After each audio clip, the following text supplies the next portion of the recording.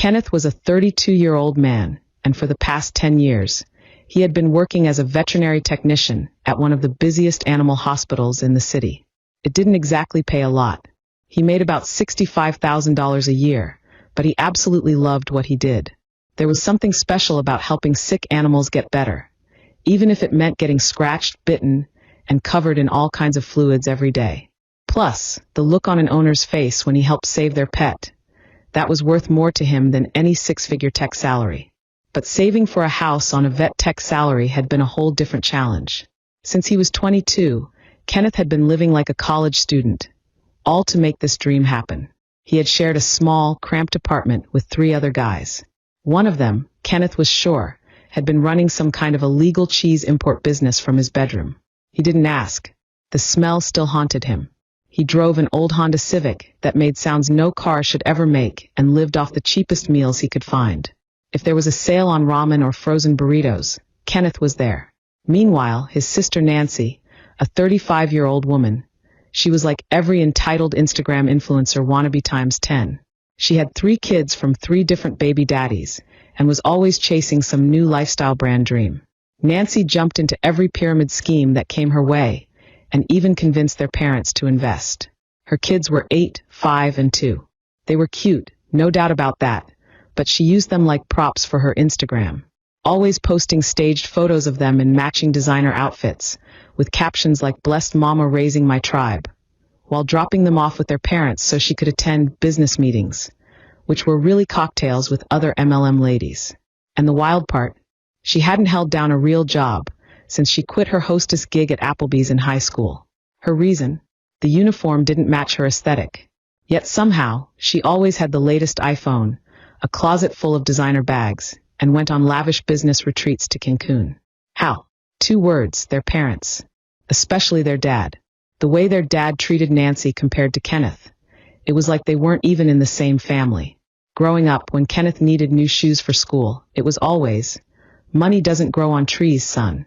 But if Nancy needed a new MacBook because her old one was last year's model, their dad's credit card would appear faster than anyone could say "Daddy's princess." Kenneth had tried not to let it get to him over the years. He was focused on building his own life, doing his own thing.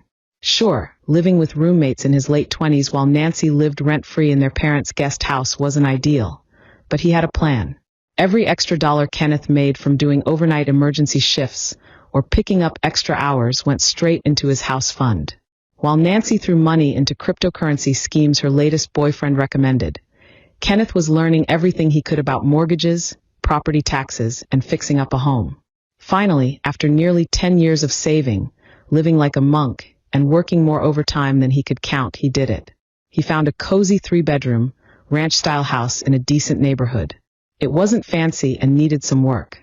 The bathroom had old carpet. Seriously, who puts carpet in a bathroom? And the kitchen was painted neon orange, which made no sense. But it was within his budget, it was solid, and most importantly, it was his.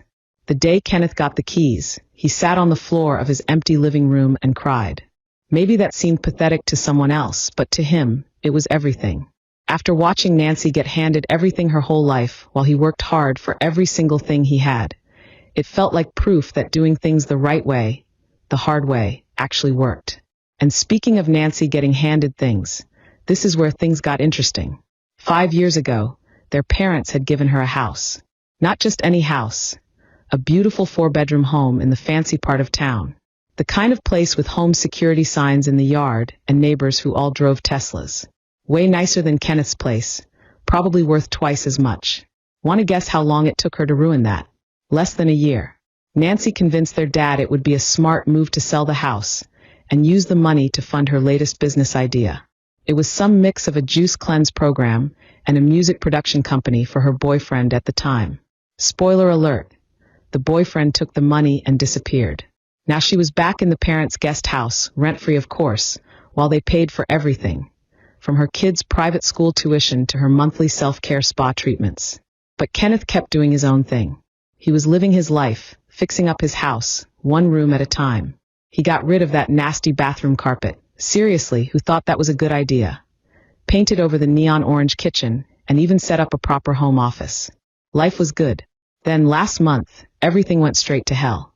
It was a Tuesday. Kenneth had just finished probably the roughest shift of his career. He had helped with 3 emergency surgeries in a row, including a poor German shepherd who had swallowed an entire kid's toy collection.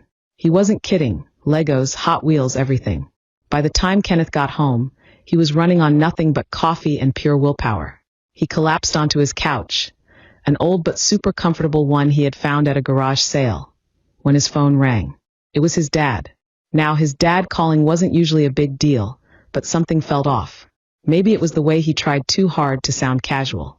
Or maybe it was just Kenneth's exhausted brain being paranoid. But his gut was screaming that something was wrong. "Hey son, you home? Mind if I stop by for a bit? Need to discuss something with you." Kenneth should have trusted his gut.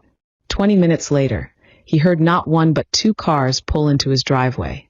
From the front window, he watched his dad step out of his Mercedes, the one he had bought for the family, but only Nancy got to drive. Then out of a brand new Range Rover, probably also paid for by his dad, came Nancy. She tottered on ridiculous red-bottom Louboutins that definitely cost more than Kenneth's monthly mortgage. He should have slammed the door right then. They walked in like they owned the place. Nancy immediately started criticizing everything. "Kenneth, this furniture is so basic." "Yeah, because some people actually buy things with their own money," he thought. "These walls need to be white for my aesthetic." They were beige, but whatever. This would make such a cute room for Liam's TikTok studio. Her 8-year-old did not need a TikTok studio. They sat down in his living room. Nancy sprawled across his armchair like it was part of a photo shoot, still recording stuff on her phone. His dad cleared his throat, did that weird fake laugh he always did, and then dropped the bomb that started the nightmare. "So, son, your sister's been going through some challenges lately." Nancy jumped in, full drama mode. "OMG, Dad, don't make it sound so tragic. I'm just like pivoting my business model." She turned to Kenneth with a fake sympathetic look. "My meditation crystal business didn't exactly align with my authentic self." Kenneth sat there thinking about the $20,000 their dad had invested in her crystal business just 3 months ago. But he kept his mouth shut. His dad continued. "Well, anyway, we've been thinking. This house is really too big for just one person. Your sister has 3 growing children, and they need space to thrive. We think," he paused like he was delivering some thoughtful wisdom, "you should give Nancy your house." Kenneth honestly thought he was hallucinating from exhaustion. Maybe he had fallen asleep at work, and this was some bizarre dream caused by too much coffee and the smell of dog surgery. "Excuse me, what?" Nancy rolled her eyes so hard, he was surprised they didn't get stuck. "God, don't be so dramatic. It's not like you're using all this space," she said, waving her phone around. "I need a proper space for my content creation. The guest house lighting is totally killing my engagement metrics." Kenneth looked at his dad, waiting for the punchline, but his dad had that same expression he always wore when Nancy wanted something. The look that said, "Just give her what she wants so we can have peace." "Look, you can't be serious," Kenneth said. His dad leaned forward, using that calm businessman voice he always used when he thought he was being reasonable. "We've thought this through. You're young, single, focused on your career. You could easily get an apartment closer to the animal hospital. Nancy needs stability for the kids." "Stability?" Kenneth almost choked. "Like the stability of the house you gave her that she sold for her ex's music career?" Nancy's head snapped up from her phone. "That was different. Henry's mixtape was going to be huge. How was I supposed to know he'd run off to Miami with that SoundCloud rapper?" Their dad raised his hands in a calming gesture that made Kenneth's blood boil. "The past is the past. This is about family, about helping your sister get back on her feet." "Back on her feet?" Kenneth laughed, but there was no humor in it. "She's never been on her feet. You've carried her through every bad decision she's ever made." Nancy gasped like he had just insulted her entire Instagram following. "I am a boss babe running multiple businesses." "Pyramid schemes aren't businesses, Nancy." That was when their dad pulled out his trump card, the one he probably thought would shut down the conversation. "Son, if you don't help your sister out here, well, you might want to reconsider your position in the will." The room went silent. Even Nancy stopped recording. And in that moment, something in Kenneth just snapped. All those years of watching Nancy get everything while he worked himself to the bone. All the times he kept quiet just to keep the peace. It all came boiling up. He stood up, walked to his home office, ignoring Nancy's loud "OMG, so rude," and came back with a folder. a folder he had been keeping since the day Nancy sold her house. Because some part of him had always known this day would come. You want to talk about the will, Dad? Let's talk about it. Quick backstory on that folder. The day Nancy sold her house, something had clicked in Kenneth's mind. Maybe it was from working with sick animals for so many years. He knew that one small thing could snowball into a huge problem if you didn't keep records. So he had started documenting everything. Every receipt, every text, every social media post where Nancy bragged about her investments. Maybe it seemed paranoid, but after working 12-hour shifts at the animal hospital, Kenneth had learned to trust his instincts. Kenneth dropped the folder on his coffee table, the same table Nancy had just called tragically suburban 10 minutes earlier. The thud it made was honestly kind of satisfying. Let's do some math, Dad, he said, pulling out the first document. The house you gave Nancy, the one in Oakwood Heights. Let's talk about what it was worth. Nancy scoffed, finally putting her phone down. Oh my God, are you still bitter about that? That was like forever ago. I'm trying to manifest abundance here, and your negative energy is totally blocking my chakras. He ignored her and focused on his dad. The property records show it was worth $875,000 when you gave it to her. Know what she sold it for? $890,000. And where did that money go? His dad was starting to look uncomfortable. Nancy was suddenly very interested in her nails, like they were the most fascinating things in the world. Kenneth pulled out more papers. Let's see. $50,000 to invest in Henry's music career. He disappeared with that money 2 weeks later. But hey, at least she got a face tattoo out of that relationship. Then there was $200,000 for her crystal healing empire, which lasted exactly 3 months before she decided crystals were so 2022. Oh, and let's not forget the $300,000 she invested in that pyramid scheme selling magnetic water, or whatever it was. It was alkaline ionized wellness water, Nancy interrupted, like that made it sound more legit. And that only failed because people weren't ready for that level of hydration consciousness. He continued laying out paper after paper. The rest went to designer bags, that Range Rover she couldn't afford the payments on, and God knows what else. But here's the interesting part, Dad. I had a friend who works in real estate look up the current value of your estate. His dad's face went from uncomfortable to pale. Nancy was still staring at her nails, but Kenneth could see her shoulders tightening. Your house, your investments, everything you have left is worth less than what Nancy's house sold for. She's already gotten her inheritance. Actually, she's gotten more than her share. She just blew through it in record time. The silence in the room was so thick it felt heavy. Nancy's face was doing this weird thing where she tried to smile like everything was fine, but her eye was twitching. His dad looked like he might have a stroke. So go ahead, Kenneth said, leaning back in his chair. Cut me out of the will. There's nothing left to cut me out of anyway. That's when Nancy exploded. This is so unfair, she shrieked, jumping up from her chair. You can't just throw numbers around like this. Money isn't everything. What about my children? What about their future? The same children you're using for Instagram sponsors? He shot back. The ones you're trying to turn into TikTok stars before they can even read properly? At least I have children, she screamed. What do you have? A bunch of sick animals and this basic suburban nightmare. His dad finally found his voice. Now, son, these numbers, they're not telling the whole story. Your sister's businesses were investments in her future. Kenneth cut him off. No, Dad. They were you enabling her to avoid responsibility again. And now that you've run out of things to give her, you're trying to take my house. The one thing I worked my ass off for, without any help from you. Nancy was full on crying now. But it was that weird influencer cry, angled just right to catch the light. You don't understand, she said between sobs. I need a proper space for my content. The guest house lighting is killing my engagement metrics. My followers expect a certain aesthetic. Your followers? Kenneth laughed. You mean the ones you bought? Because I've got receipts for that too. Her jaw dropped.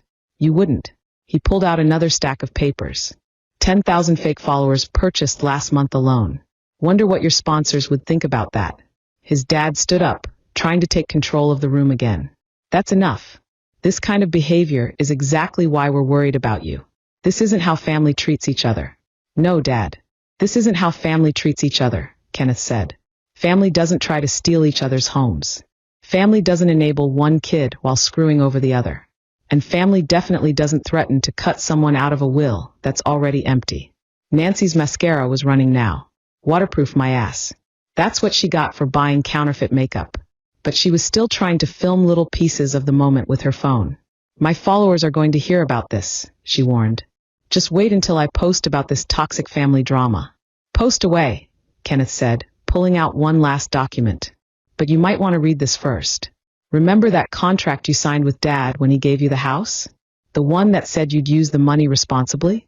The one that technically makes you liable for fraud since you lied about your business investments. The phone slipped from her hand and hit the floor with a loud clatter.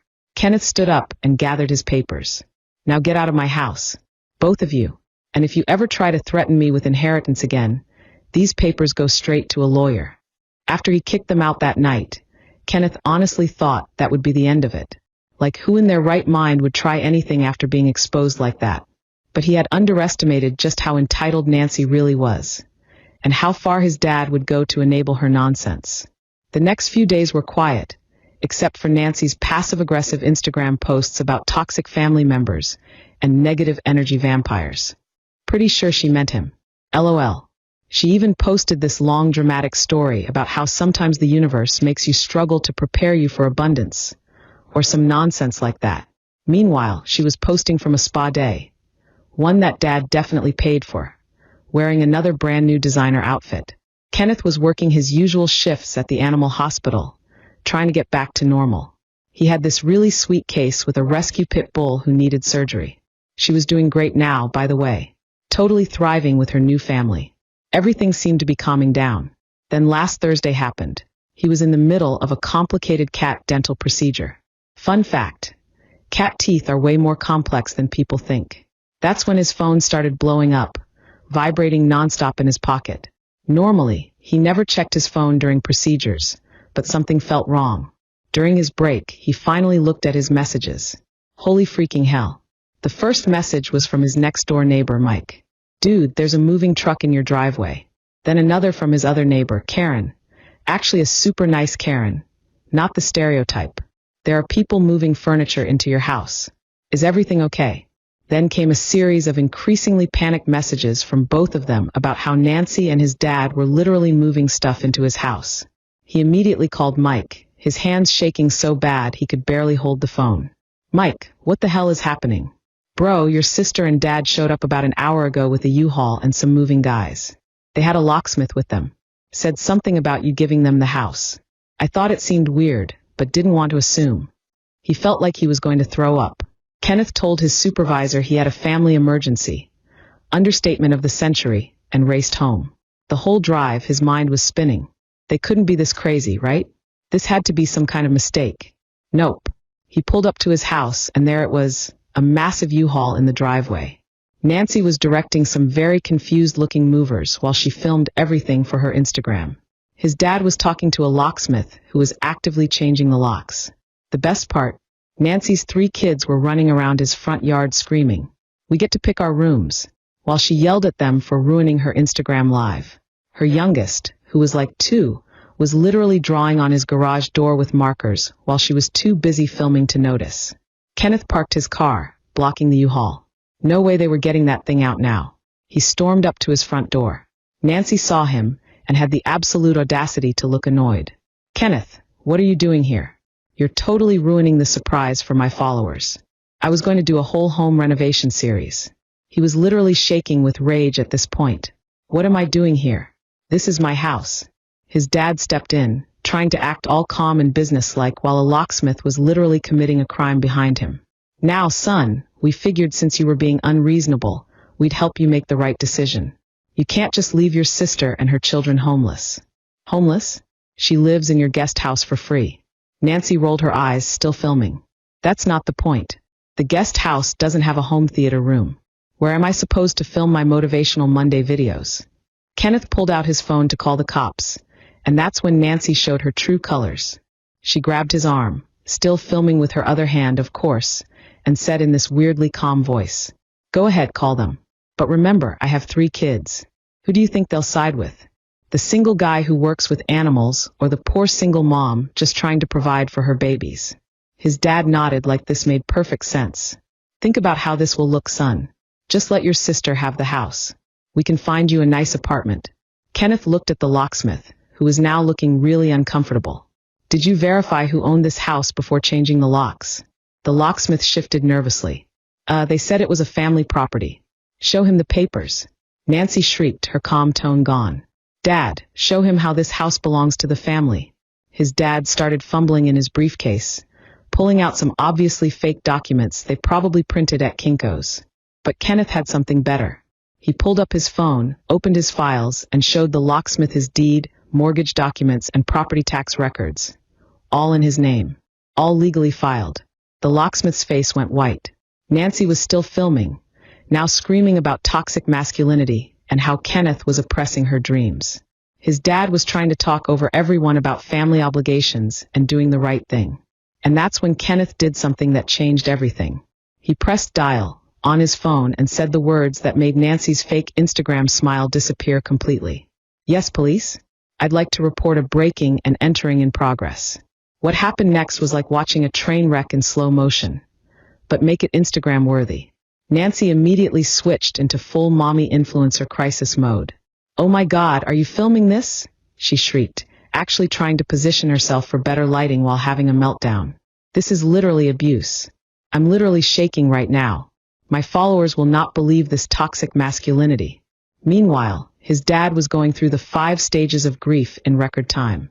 Son, think about what you're doing, he said, trying to sound authoritative, but Kenneth could hear the panic creeping in. This is family. We can work this out. The locksmith, bless his heart, was frantically packing up his tools like he was on some kind of speedrun challenge. Kenneth didn't blame him. This probably wasn't what the guy had in mind when he became a locksmith. If locksmith school was even a thing. Then it got even better. Nancy's oldest kid, Liam, who had clearly been watching way too many TikToks, decided this was the perfect moment to start his influencer career. This 8-year-old pulled out an iPad, probably worth more than Kenneth's first car, and started doing a commentary. What's up, guys? Welcome to my channel. Today we're watching my mom get a new house, but my uncle is being super sus right now. Kenneth wished he was making this up. The cops arrived in what felt like forever, but was probably only 10 minutes. 2 patrol cars pulled up, and Nancy immediately, and he meant immediately, switched into her poor, helpless single mother act. You know those videos of fainting goats? Yeah, it was kind of like that, but with more designer labels and fake tears. Officers, she wailed, somehow managing to find the perfect camera angle while pretending to be distraught. Thank goodness you're here. My brother is trying to keep me and my babies homeless. Look at their little faces. But here's the thing about real police officers. They weren't Nancy's Instagram followers, and they weren't his dad's golf buddies. They dealt with actual laws and facts. Ma'am, we need to see some identification and proof of residence, said the first officer, completely unbothered by Nancy's Oscar-worthy performance. Kenneth pulled out his phone and showed the officers everything, property deed, mortgage statements, tax records, all of it. Then he showed them his driver's license with the house address. Officers, he said, trying to keep his voice steady. These people are trying to break into my house. They hired a locksmith to change my locks while I was at work. They're literally moving furniture in as we speak. Nancy tried to interrupt with some story about family property and agreements, but the second officer cut her off. Ma'am, do you have any legal documentation showing your right to be here? Henry stepped forward with his Kinko's special documents. The officer took one look at them and, no joke, actually sighed like he was dealing with kindergartners who did their homework in crayon. Sir, these are not legal property documents. This appears to be a PowerPoint presentation printed on fancy paper. The shade in the officer's voice almost made Kenneth feel bad for Henry. Almost. The officers exchanged a look that could only be described as completely done. Ma'am, you need to stop recording and step outside the property. This is a potential crime scene. A crime scene. Nancy's voice went so high it probably made dogs howl from 3 blocks away. This is family matters. This is about my children. The officer turned to Kenneth. Sir, do you want to press charges? Nancy's face dropped faster than her last multi-level marketing scheme. Henry started sputtering about family, reputation, and something about his golf club membership. The officers were amazing through it all. They took statements from everyone, including the very uncomfortable locksmith, who turned out to be fully willing to cooperate once he realized he had almost helped commit a crime. The moving guys, too. They showed the officers their work order, which Nancy had filled out, claiming it was her investment property. Kenneth was pretty sure that was fraud, but he wasn't a lawyer. While one officer was taking statements, the other began supervising the removal of all the furniture they had already moved in. Kenneth couldn't help but notice Nancy's face when they started carrying out her pink velvet couch monstrosity. Meanwhile, Henry was trying to handle damage control on all fronts. He was on the phone with his lawyer, who clearly wasn't answering his calls. Guess those country club connections weren't so strong after all. At the same time, he was trying to keep Nancy from falling apart and wrangle the kids, who were still treating everything like a YouTube challenge. Then Nancy's middle child, Mason, dropped the bomb that changed everything. The 5-year-old looked up at the officer and asked, "Are we going to jail like when Mommy took stuff from the mall?" The officer's eyebrow shot up so fast it could have broken the sound barrier. "Ma'am, is there something else we should know about?" Nancy's face changed faster than her Instagram filters. "He's confused. He means when I had to return something." "Mason, sweetie, Mommy told you not to talk about grown-up things." But Mason wasn't done. "But you said the security guy was mean for not believing you were a famous influencer. And then Grandpa had to come pay the store." "Mason," Nancy screamed, actually dropping her phone for the first time all day. "Go wait in the car now." The officers exchanged another long look. One stepped aside and made a call. Kenneth could hear him asking dispatch to run Nancy's record. Henry looked like he was about to have a heart attack. While all this was happening, the moving guys kept removing stuff. One of them came up to Kenneth, holding a massive vision board covered in printed-out pictures of his house, clearly screenshots from old real estate listings. Across the top, in glitter pen, it read, "Nancy's Empire." Where should we put this?" the mover asked. Nancy lunged for it. "That's my manifestation board. I spent hours choosing the right crystals to align the energy." The officer stepped in. "Ma'am, all unauthorized items need to be removed from the property." "But I already sage cleansed the space." Just then, another patrol car pulled up. Turns out Mason's little mall comment wasn't just a random story. Nancy had an outstanding warrant. Apparently, being an influencer didn't give her the right to walk out of Nordstrom with unpaid merchandise, even if she planned to post about it later. The look on Nancy's face when they started reading her rights was priceless, though she still managed to ask if she could pose for better lighting in her mugshot. Henry finally sprang into action, but not to help Nancy. No, he started gathering up all the fake papers they had brought. The officer noticed. "Sir, I'm going to need to see those papers." Henry actually tried to stuff them into his pocket, like a kid hiding a bad report card. "These? Oh, these are nothing. Just some family photos." "Sir, the papers." Now, the officer's expression grew more serious as he looked through the documents. Turns out forging property documents with fake stamps and signatures is actually a serious crime. Who knew? While one officer was handling Nancy's arrest, the other reviewed Henry's creative paperwork. The locksmith quietly pulled Kenneth aside. The guy looked like he was sweating bullets. "Look, man, I swear I didn't know. They said it was a family property. Showed me some papers. I should have verified better. Please don't press charges. I'll make it right." Kenneth looked at the man, who was clearly terrified of losing his license, and made a decision that would prove important later. Karma had finally come to collect, and she brought receipts. Kenneth decided not to press charges against the locksmith, on one condition. The man had to give a full statement about how Henry and Nancy had presented those fake documents. Turned out, this wasn't just a minor stunt. The forged stamps and signatures made it full-blown fraud. The locksmith's statement opened up a whole investigation. But that was just the beginning. Karma wasn't done yet. Kenneth would soon find out just how deep the lies went. Remember when Liam made that comment about Nancy shoplifting?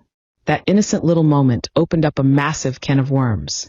It turned out Nancy, their self-proclaimed influencer, had been running a whole scam. She would accept sponsorships from brands, order their products using the promo codes they gave her, then return everything for cash refunds. But she'd already pre-recorded reviews with the items and kept posting them online, pretending she still had them. She had scammed over 30 companies this way. Things got worse, especially for Henry. During the fraud investigation, it came out that he had been embezzling from his company to fund Nancy's entire lifestyle. The designer bags, private school tuition, the fancy Range Rover. That was all company money.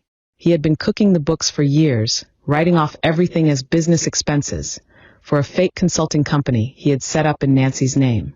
The dominoes started falling fast after that. Henry got fired and was now facing criminal charges. The company was suing him for every dollar. Nancy was facing multiple fraud charges herself, on top of the original shoplifting warrant. But there was one silver lining in the mess. Liam's father, Nancy's ex, stepped up and got custody of all 3 kids. It turned out he had gotten his life together. He was now married to a child psychologist, living in a nice suburban neighborhood. The kids were in therapy, attending public school. Yes, public school. And they actually seemed happier than ever. As for Kenneth, his house was still his, of course. He had already fixed the garage door, goodbye to all the marker drawings, painted over Nancy's so-called accent wall, who paints one wall neon pink, and turned one of the spare rooms into a real home office. The neighbors joked that his house had become the most secure building on the block. But the best part, last week, Kenneth got a letter from Nancy. She was writing from her mother's house in Florida, where she had fled to escape the media attention. She begged him to help her with legal fees, said she had learned her lesson and wanted to rebuild their family bond. She even offered to promote Kenneth's veterinary clinic on her Instagram, which had lost 80% of its followers since her arrest. Kenneth took a picture of the letter, wrote "No" on it in big red letters, and mailed it back. Nancy had already started posting online that she was in talks to play herself in a TV adaptation of the story. Kenneth was pretty sure she was lying. Maybe Henry was lying too. At this point, he didn't care. His house was paid off. His job was rewarding. And he never had to worry about finding crystals in his couch cushions ever again.